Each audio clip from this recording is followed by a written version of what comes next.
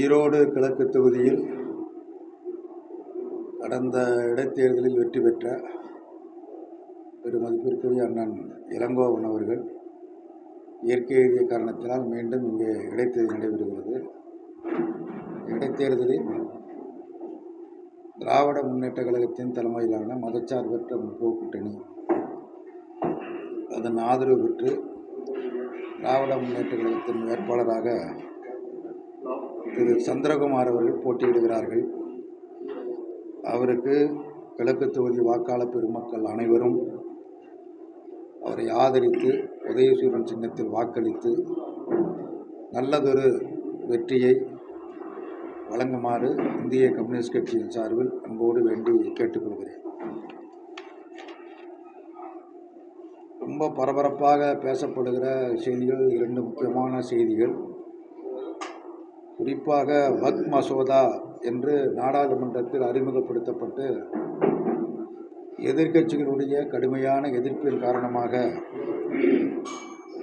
நாடாளுமன்ற கூட்டுக்குழுவுக்கு அனுப்பி வைக்கப்பட்டது. நாடாளுமன்ற கூட்டுக்குழுவில் எதிர்க்கட்சி உறுப்பினர்கள், பாஜக உறுப்பினர்கள், பாஜக கூட்டணி உறுப்பினர்களும் இடம்பெற்றிருக்கிறார்கள். ஆனால் அந்த கூட்டத்தில் ஒரு ஜனநாயகத்திற்கு புறம்பான முறையில் ஆளுகிற கட்சியின் தோழமை கட்சிகள் அவர்கள் கொடுத்த திருத்தங்கள் மட்டும் ஏற்கப்பட்டது. எதிர்கட்சிகளின் சார்பில் கொடுக்கப்பட்ட எந்த ஒரு திருத்தமும் ஏற்கப்படவில்லை. அனைத்தும் நிராகரிக்கப்பட்டு விட்டது. அந்த கூட்டமே ஒவ்வொரு முறை கூடுகிற பொழுதும் ஒரு ஜனநாயக முறையில் நடப்பது அல்ல. நாடாளுமன்ற கூட்டுக்குழு என்பது ஒரு உயர்ந்தபட்ச அமைப்பு. நாடாளுமன்றத்தில் நிறைவேற்ற முடியாத பொழுது அதை நாடாளுமன்ற கூட்டுக்குழுவுக்கு அனுப்பி வைத்து அங்கு ஒரு முறையான விவாதங்கள் நடைபெற்று அதன் பரிந்துரை அடிப்படையில் மீண்டும் நாடாளுமன்றத்தில் கொண்டு வரப்படும். அப்படி ஒரு நல்ல விவாதமே நடக்காமல், ஏன்னா அதுக்கு அந்த கூட்டுக்குழுவினுடைய தலைவராக இருப்பவர் ஆளுங்கட்சியை சேர்ந்தவர், பாரதிய ஜனதா கட்சியை சேர்ந்தவர். அவர் என்ன சொல்லுகிறாரோ அதைத்தான் மற்ற உறுப்பினர் கேட்க வேண்டும் என்ற ஒரு சர்வாதிகாரமான முறையில் தான் ஒவ்வொரு கூட்டமும் நடைபெற்றது. அப்படி நடைபெற்ற காரணத்தினால் ஒவ்வொரு கூட்டமும் கூச்சல் குழப்பத்திற்கு இடையே முடிவடைந்து நேற்று தினம் நடைபெற்ற கூட்டத்தில் எதிர்கட்சியில் கூறிய அனைத்தும் நிராகரிக்கப்பட்டு ஆளுங்கட்சியின் சார்பாக மசோதாவுக்கு ஆதரவாக சொல்லப்பட்ட கருத்துக்களை மட்டும் ஏற்று அவை நிறைவேற்றப்பட்டிருக்கிறது. மிக அவசரம் காட்டப்படுகிறது. இதனுடைய விளைவு என்ன அப்படின்னு சொன்னால், இஸ்லாமியர்களை ஒரு அச்சுறுத்தக்கூடிய நடவடிக்கை, ஒரு பயமுறுத்தக்கூடிய நடவடிக்கை, அவருடைய சொத்துக்களை அபகரிக்கக்கூடிய நடவடிக்கை, இந்த நடவடிக்கைகள் தான் அதன் மூலமாக மேற்கொள்ளப்படுகிறது. அதே மாதிரி அடுத்ததாக பொது சிவில் சட்டம் அது நாடாளுமன்றத்தில் கடுமையான எதிர்ப்புக்கிடையே நிறைவேற்றப்பட்டு உத்தரகாண்ட் மாநிலம் முதலாக அதை அமுல்படுத்தி இருக்கிறது. அதான் பல பேர் பல விதமாக சொல்கிறாங்க. ஒன்று வரலாற்றில் பொன்னெழுத்துக்களால் குறிக்கப்பட வேண்டியது என்றெல்லாம் பேசுகிறார்கள். நடைமுறைக்கு சாத்தியமற்ற எந்த மதத்தை சார்ந்தவர்களாலும் இந்த திருமண முறை ஒரே மாதிரியாகத்தான் இருக்க வேண்டாம் என்று குறிப்பிடுவது அது எந்த வகை ஜனநாயகம்னு தெரியல. அது எப்படி சாத்தியம்னு தெரியல. ஒரே மதத்துக்குள்ளறைய குறிப்பாக இந்து மதத்தில் 4600க்கு மேற்பட்ட ஜாதிகள் இருக்கிறது. ஒவ்வொரு பிரிவினரும் திருமண முறையை ஒவ்வொரு முறையாக சீர்திருத்த திருமணங்கிறது வேறு. நான் அந்த விஷயத்துக்கே வரல. உங்கள் மண்டலத்தில் திருமண முறை ஒரு முறை, இங்கே ஒரு முறை பின்பற்றப்படுகிறது. சோழ மண்டலத்தில் வேறு ஒரு முறை பின்பற்றப்படுகிறது. ஒவ்வொரு இடத்துல ஒவ்வொரு முறை பின்பற்றப்படுகிறது. கொங்கு மண்டலம் நடைபெறக்கூடிய திருமணங்களில் பிராமணர்களுக்கு வேலை இல்லை. ஆதி காலத்திலேருந்து பிராமணர்களுக்கு வேலை இல்லை. அதற்கு மாறாக அந்த சமூக தலைவரும் அதே மாதிரி நாவிதனும் அந்த திருமணத்தை அது இங்கு பின்பற்றக்கூடிய எந்த குடும்பமும் பின்பற்றக்கூடிய ஒரு நல்ல மிகச்சிறந்த முறை, வரவேற்கத்தக்க முறை. வெவ்வேறு இடங்களில் வெவ்வேறு மாதிரி நடக்குது. சில இடங்களில் பழைய முறைப்படி பிராமணர்களுக்கு திருமணம் நடைபெறுகிறது. பல இடங்களில் சீர்திருத்த திருமணங்கள், நெட்டா மாவட்டத்தில் பார்த்தா சீர்திருத்த திருமணங்கள் அதிகமாக நடைபெறக்கூடிய மாவட்டம் இருக்குது. ஒவ்வொரு இடத்துல ஒரு மாதிரி நடக்குது. ஒரே மதத்துக்குள்ளரே இப்படி நடக்கிற பொழுது எல்லா மதத்தில் உள்ளவர்களும் ஒரே முறையைத்தான் பின்பற்ற வேண்டும் என்று நிர்பந்தப்படுத்துவது, கட்டாயப்படுத்துவது என்பது ஏற்புடையதல்ல. இது நாம் பின்பற்றி வரக்கூடிய மதச்சார்பின்மை கொள்கைக்கு குந்தகம் விளைவிக்கக்கூடிய செயல். இந்த ரெண்டுமே ரொம்ப அவசரமாக நிறைவேற்றப்படுவதற்கு என்ன காரணம்னா,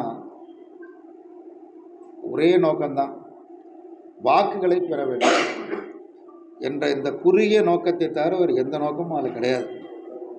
வாக்குகளை மத ரீதியாக மக்களை பிளவுபடுத்தி மத ரீதியாக வாக்குகளை பெற்று தொடர்ந்து ஆட்சி அதிகாரத்தில் இருக்க வேண்டும் என்கிற அந்த ஆர்எஸ்எஸின் விருப்பத்தை அதனுடைய அரசியல் பிரிவான பாஜக நிறைவேற்றி கொண்டிருக்கிறது. இத்தகைய அணுகுமுறைகள் ஏற்புடையதல்ல, நாட்டிற்கும் நல்லதல்ல. மூன்றாவது, நேற்று ஒரு உத்தரவை பிறப்பித்திருக்கிறது. ஏற்கனவே உயர்நீதிமன்றம் நெடுஞ்சாலைகளில் ஊர்வலங்கள் நடத்தக்கூடாது என்று ஒரு தடை விதித்திருக்கிறது. தடை இன்றைக்கு அமுல்ல இருக்குது. இப்போ நேற்று அளித்த தீர்ப்பில், அதாவது கொடிக்கம்பம் அமைக்கிறதுக்கு அனுமதி கேட்டு 2 பேர் போனாங்க. நாங்கள் கொடிக்கம்பம் அமைக்கணும், அதுக்கு அனுமதி தர மறுக்கிறாங்க, அதுக்கு நீங்கள் அனுமதி கொடுன்னு கேட்க போனாங்க. பிள்ளையார் பிடிக்க போய் குரங்கான கதையாக உயர்நீதிமன்ற மதுரைக்கிளை என்ன தீர்ப்பு வழங்கி முடிவு வழங்கியிருக்கு அப்படின்னா, தேசிய நெடுஞ்சாலை, மாநில நெடுஞ்சாலை, மாவட்ட சாலை, கிராமப்புற சாலை, எந்த இடங்களிலும் கொடிமரங்கள் இருக்கக்கூடாது. 12 வாரங்களுக்குள்ளாக அனைத்தும் அகற்றப்பட வேண்டும் என்று உத்தரவு பிறப்பித்திருக்கிறது. அந்தந்த கட்சிகளும் அல்லது அமைப்புகள், ஜாதி அமைப்புகளோ மற்ற இதர அமைப்புகளோ அவர்களை எடுத்துக்கொள்ள வேண்டும். அப்படி எடுக்கவில்லை என்றால் மாவட்ட நிர்வாகம் அது எடுக்கணும். அப்படி எடுக்கிறது ஆகிற செலவை யார் கொடிக்கம்பம் அமைத்தாலும் அவரிடத்தில் வசூல் செய்ய வேண்டும் என்று உத்தரவு பிறப்பித்திருக்கிறது. ஊர்வலம் நடத்துறது, பேரணியாக போகிறது எல்லாம் அந்நியர்கள் ஆட்சி காலத்தில் தடை செய்யப்பட்டது. கொடி பிடிக்கக்கூடாது, கோஷம் போடக்கூடாது, ஊர்வலம் போகக்கூடாது என்பதெல்லாம் அந்நியர்கள் ஆட்சி காலத்தில் தங்களின் ஆட்சியை தக்க வைத்துக் கொள்வதற்காக அத்தகைய முடிவுகளை அவர்கள் மேற்கொண்டார்கள். ஏன்னா அதன் மூலமாக மக்களிடத்திலே ஒரு விழிப்புணர்ச்சி வந்துவிடக்கூடாது என்ற ஒரு நோக்கத்தோடு அவைகள்லாம் மேற்கொள்ளப்பட்டது. நாடு சுதந்திரம் பெற்று 77 ஆண்டுகள் ஆகிவிட்டது. பொழுது ஊர்வலம் போகக்கூடாது, கொடிக்கம்பம் அமைக்கக்கூடாது. கொடிக்கம்பம் போக்குவரத்திற்கு இடையூறாக இருக்குமேயானால் அது நிச்சயமாக அப்புறப்படுத்த வேண்டும். எந்த கட்சி கொடிமரமாக இருந்தாலும் சரி, போக்குவரத்திற்கு இடையூறாக அல்லது பொதுமக்களுக்கு இடையூறாக கொடிக்கம்பங்கள் அமைந்திருக்குமேயானால் அமைத்திருந்தால் அல்லது அமைக்க அனுமதி கேட்டால் அதை அனுமதிக்கக்கூடாது, அப்புறப்படுத்த வேண்டும் என்பதில் மாற்று கருத்து கிடையாது. கொடிமரமே இருக்கக்கூடாது என்ற ஒரு முடிவு மக்கள் அவர்களுடைய உணர்வுகளை வெளிப்படுத்துவதற்குரிய சாதனை தான் அந்த கொடிக்கம்பம் அமைக்கிறதெல்லாம். அந்த உணர்வுகளையே அனுமதிக்க மாட்டோம் என்று இந்த வழங்கியிருக்கிற தீர்ப்பை மதுரை உயர்நீதிமன்ற கிளை மறுபரிசீலனை செய்ய வேண்டும் என்று நான் கேட்டுக்கொள்கிறேன். விமர்சனம் பண்றாங்க. ஆனா நான் 100 நாள் திட்டம் ஆட்சிக்கு வந்தா 100 நாள் திட்டத்தை ஒழுங்குபடுத்துவேன் அப்படிங்கிறார். அரசியும் மக்கள் வேலை இல்லாதவங்களையும் தொடர்புபடுத்துவேன் அப்படிங்கிறாரு. அதே மாதிரி வேலைக்கு ஆட்கள் தேடுவதையும் 100 நாள் வேலை திட்டத்தில் மகாத்மா, அது 100 நாள் வேலை இல்லை அப்படி சொல்லி பழக்கமாகி போச்சு. மகாத்மா காந்தி வேலைவாய்ப்பு திட்டம் அது நாடாளுமன்றத்தில் மன்மோகன் சிங் அவர்கள் பிரதமராக இருந்த பொழுது சட்டமாக நிறைவேற்றப்பட்டு நாடு முழுவதும் செயல்படுத்தப்பட்டு வருகிறது. ஒன்றிய அரசாங்கம் ஆண்டுதோறும் அதற்கான நிதியை குறைத்து கொண்டே இருக்கிறது. இந்த திட்டம் தொடங்கப்படுகிற பொழுது அன்றைக்கு தொடக்கி வைத்த பிரதமர் திரு மன்மோகன் சிங் அவர்கள் இந்த மகாத்மா காந்தி வேலை உறுதியளிப்பு திட்டத்திற்கு நிதி ஒரு பிரச்சனை அல்ல, எவ்வளவு நிதி வேண்டுமோ வழங்கப்படும் என்று அறிவித்தார். ஆனால் அதற்கு அந்த ஆட்சி 10 ஆண்டு முடிந்து பிறகு பாஜக ஆட்சிக்கு வந்த காலத்தில் படிப்படியாக ஆண்டுதோறும் நிதி குறைக்கப்படுகிறது. இன்றைக்கும் தமிழ்நாட்டில் 3 மாத காலமாக சம்பளம் போடலை. காரணம் கிட்டத்தட்ட 1600 கோடிக்கு மேலே ஒன்றிய அரசாங்கம் நிதி வரல, நிதி கொடுக்கல. நிதியமைச்சர் நேராக போய் ஏற்கனவே கடிதங்கள்லாம் எழுதப்பட்டிருக்குது. நிதியமைச்சர் ஒன்றிய நிதியமைச்சரை சந்தித்து நேற்று கோரிக்கை மனு கொடுத்து இன்றைக்கு ஊடகங்கள்லாம் செய்தி வந்திருக்கு, அதை பார்த்துருப்பீங்க. சீமான் அதை பற்றிலாம் பேசினார்னா நல்லது. அதில் எதுவும் பிரச்சனை இருந்தால் ஒழுங்குபடுத்தலாம். அவரை பொறுத்த மட்டும் அவருக்கு ஒரு பிரச்சனையும் கிடையாது. அவர் படத்தில் நடிச்சுட்டு சம்பளம் வாங்குறவர். அவருக்கு இந்த பணத்தை பற்றியோ இந்த வேலை பற்றி அருமையாக அவருக்கு முதல்ல தெரியாது. தெரிஞ்சால் அந்த மாதிரி சொல்ல மாட்டார். இதெல்லாம் ஏற்கனவே சொல்லி புளிச்சு போன விஷயம். சோம்பேறி திட்டம், தூங்குஞ்ச மரத்துங்கிலேருந்து தூங்கிட்டு இருக்கிறாங்க. சோம்பேறி திட்டம், இதனால் எந்த பயனும் இல்லை. இப்படி இந்த திட்டம் தொடங்கிய நாள் முதல் அந்த திட்டத்திற்கு எதிராக வசப்பாடி ஓய்ந்து போய்விட்டார்கள். இப்போ இவர் புதுசாக கிளம்பியிருக்கிறாரு, அவ்வளோதான். காரைக்காலில் தொழிலாளர்கள் வருகையை கட்டுப்படுத்தி நம்ம உள் மாநில தொழிலாளர்கள் குறிப்பாக இந்தியாவில் இருக்கக்கூடிய அல்லது உலகத்தில் இருக்கக்கூடிய தொழிலாளர்களிலேயே ஒரு பெரும் பிரச்சனையை சந்தித்து கொண்டு இருப்பவர்கள் தமிழகத்து மீனவர்கள். குறிப்பாக அந்த கிழக்கு கடற்கரை ஒட்டி இருக்கக்கூடிய மாவட்டங்கள் நாகப்பட்டினம், காரைக்கால், இந்த பகுதியைச் சேர்ந்த மீனவர்கள் தொடர்ந்து இலங்கை அரசாங்கத்தால் அதனுடைய கடற்படையால் தொடர்ந்து துன்புறுத்தப்பட்டு வருகிறார்கள். இலங்கை கடற்படை மட்டுமல்ல, இப்பொழுது கூடுதலாக இலங்கை கடற்கொள்ளையர்களும் தமிழகத்து மீனவர்களை தாக்குவது, வலைகளை அறுப்பது, மீன்களை பறிச்செல்வது தொடர்ந்து நடைபெற்று கொண்டு இருக்கிறது. இந்திய அரசாங்கம் ஒரு தீவிரமான நடவடிக்கைகளை மேற்கொள்ள வேண்டும். ஏன்னா இலங்கை நட்பு நாடு. அந்த நாட்டுக்கு பொருளாதார நெருக்கடிகள் வருகிற காலத்திலெல்லாம் இந்திய அரசாங்கம் பெருமளவுக்கு உதவி செய்திருக்கிறது. தமிழ்நாடு அரசாங்கமே பெரிய அளவுக்கு உதவிகள்லாம் செய்திருக்குது.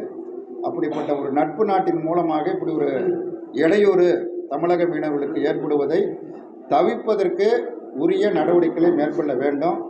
இலங்கையில் ஆட்சி மாற்றம் ஏற்பட்டிருக்கு. அந்த ஆட்சி மாற்றத்து ஏற்பட்ட பிறகு அதில் இருக்கிற அங்கம் வைக்கிற அமைச்சர் அண்மையில் தமிழகம் வந்தார். இங்கே ஈரோடு பகுதிக்கெல்லாம் வந்தார், சத்தியமங்கலம் இங்கெல்லாம் வந்தார். இந்திய கம்யூனிஸ்ட் கட்சியின் அலுவலகத்திற்கும் அவர் வந்தார், வந்து எங்களையெல்லாம் சந்தித்தார். அப்பொழுது அந்த பிரச்சனையை அவர் கவனத்திற்கு கொண்டு சென்றோம். இலங்கை அரசு, இலங்கை கடற்படை தமிழக மீனவர்களுக்கு தொடுக்கிற பாதிப்பு ஒன்று கவனத்துக்கு கொண்டு போனோம்.